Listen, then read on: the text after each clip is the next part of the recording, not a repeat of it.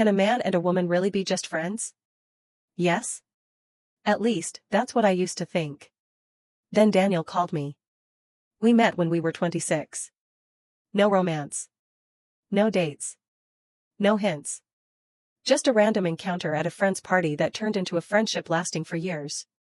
Daniel knew almost everything about me. He was the first person I called after my father died. He brought me coffee during my painful divorce. He could tell from my voice when I was smiling, even over the phone. And I knew him just as well. I knew when he was lying to himself. I knew when he was scared. I knew when he was trying to appear stronger than he really was. We dated other people. Sometimes we talked about our relationships. Sometimes we complained to each other. Our friends constantly joked that we'd end up together someday. We always laughed. Because it seemed impossible.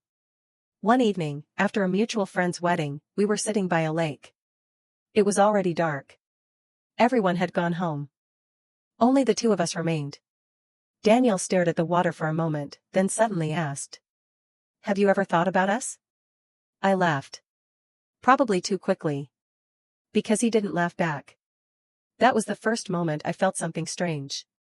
As if I'd heard a familiar song my whole life and suddenly realized I'd misunderstood the lyrics. I avoided answering. Pretended I didn't understand the question. And he never brought it up again. For the next few months, everything seemed normal. Then Daniel started dating a woman named Sarah. She was kind, beautiful, and genuinely seemed to love him. I was happy for him. At least, I thought I was. Until one day I saw them together. And something inside me tightened. Painfully. I didn't call it jealousy. At least, not back then. What unsettled me was the thought that one day he might stop calling. That someone else would know him better than I did. That the place I believed was mine had never actually belonged to me. I barely slept that night. A week later, Daniel called again. He told me he had proposed to Sarah. I congratulated him. And I meant it. Then I hung up and cried.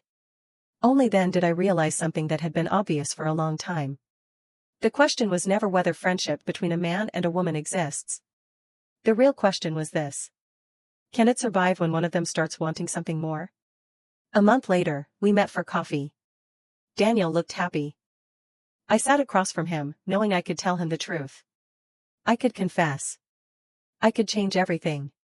But instead, I smiled and wished him happiness. Because sometimes love arrives too late. And sometimes it arrives so quietly that you mistake it for friendship. Today, 4 years have passed. Daniel is married. He has a little daughter. We still text occasionally. Rarely. Carefully. As if we both understand something we'll never say out loud. So, can a man and a woman really be just friends? I think they can. But sometimes that friendship stands on very thin ice. And nobody notices the crack until they hear the sound of their own heart breaking.